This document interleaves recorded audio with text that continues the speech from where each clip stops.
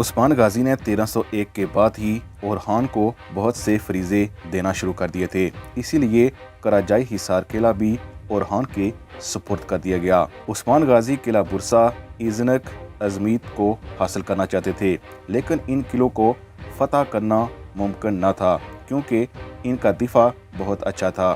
اس لیے عثمان غازی کو ایسے شخص کی مدد درکار تھی جو ان کو اندر سے جانتا ہو۔ اسی لیے ان قلعوں کو حاصل کرنے کے لیے عثمان غازی نے اپنے دوست کوسے میحال، جن کو مائیکل کوسس بھی کہا جاتا تھا، ان سے مدد طلب کی۔ مائیکل کوسس جلد ہی عثمان غازی کے پاس آئے، لیکن مدد سے پہلے وہ مسلمان ہونا چاہتے تھے۔ عثمان بے نے جب سنا کہ کوسس مسلمان ہونا چاہتے ہیں تو ان کی آنکھوں میں آنسو آ گئے اور کلمہ شہادت پڑھنے میں کوسس کی مدد کی۔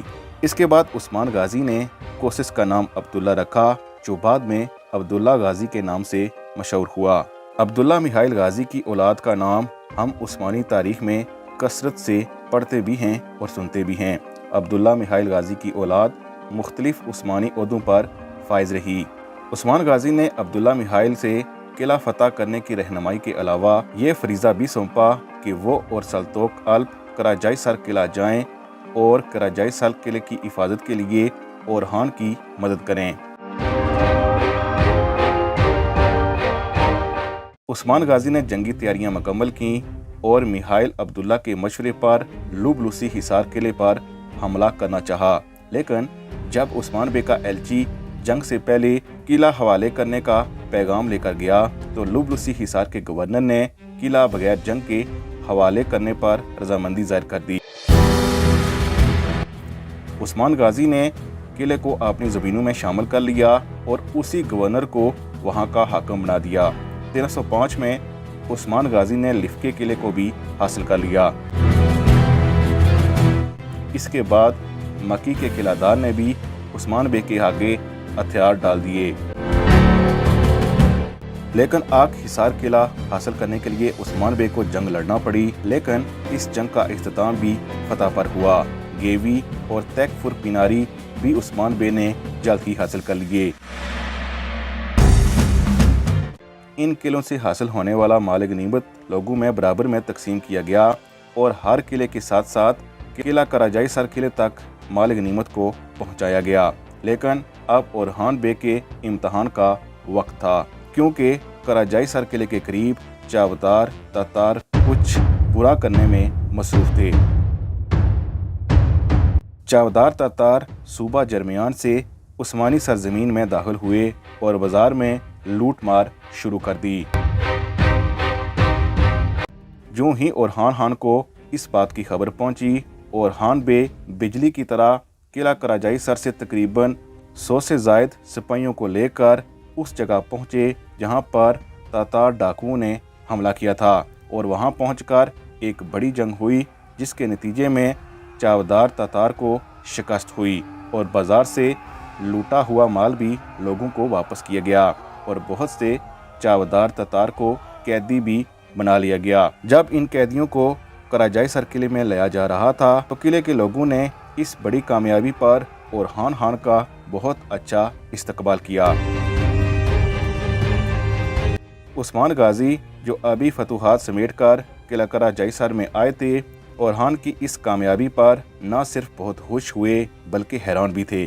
اس کامیابی پر عثمان غازی جان چکے تھے کہ اورحان اپنی عمر سے بڑھ کر کام کر رہا ہے، اسی لیے عثمان غازی نے اپنے سپاہیوں کا سردار اورحان بے کو مقرر کر دیا۔ اورحان بے کے لیے سپاہیوں کا سردار بنتے ہی پہلی مہم تیار تھی اور وہ مہم قلعہ کراچش کو فتح کرنا تھا۔ عثمان غازی کے حکم کے بعد اورحان قلعہ کراچش حاصل کرنے کے لیے روانہ ہو گئے، لیکن عثمان غازی نے اپنے سب سے قابل اعتماد ساتھیوں کو اورحان خان کی مدد کے لیے بھی روانہ کیا، جن میں کونور الپ، اکچا کوجا، عبد الرحمن غازی، میحائیل عبداللہ غازی بھی شامل تھے۔ عثمان غازی کو معلوم تھا کہ قلعہ کراچش کو فتح کرنا اس لیے مشکل تھا کیونکہ اس کی دیواریں اور دفاع بہت مضبوط تھا، اسی لیے اب وقت تھا کہ اورحان بے کو ایک مشکل امتحان میں ڈالا جائے، لیکن اورحان بے اس مشکل امتحان سے بآسانی گزرنے والا تھا کیونکہ وہ ارطغرل غازی کے فرزند عثمان غازی کا فرزند تھا۔ اورحان بے نے حملے سے قبل سپاہیوں کو 3 حصوں میں تقسیم کر دیا۔ ایک حصہ آپ نے ساتھ لیا جو قلعے کے سامنے کے دروازے پر تھا، دوسرا حصہ قلعے کے پیچھے کے دروازے کی طرف تھا لیکن چھپا ہوا تھا، تیسرا حصہ اورحان غازی نے اپنے پیچھے لیکن پہاڑیوں میں گات لگا کر رکھا۔ اورحان غازی نے چند سپاہیوں کے ساتھ قلعے کے سامنے کے دروازے پر حملہ کیا۔ چند سپاہیوں کو دیکھ کر قلعہ دار نے حکم دیا کہ چونکہ یہ بہت کم ہیں اسی لیے ان کو باہر نکل کر عبرتناک شکست دی جائے۔ رومی فوجیوں کا قلعہ سے باہر کیا آنا تھا، اورحان غازی نے اپنی فوج کو پیچھے ہٹنے کو کہا، جس سے قلعہ دار یہی سمجھا کہ اورحان بھاگ رہے ہیں۔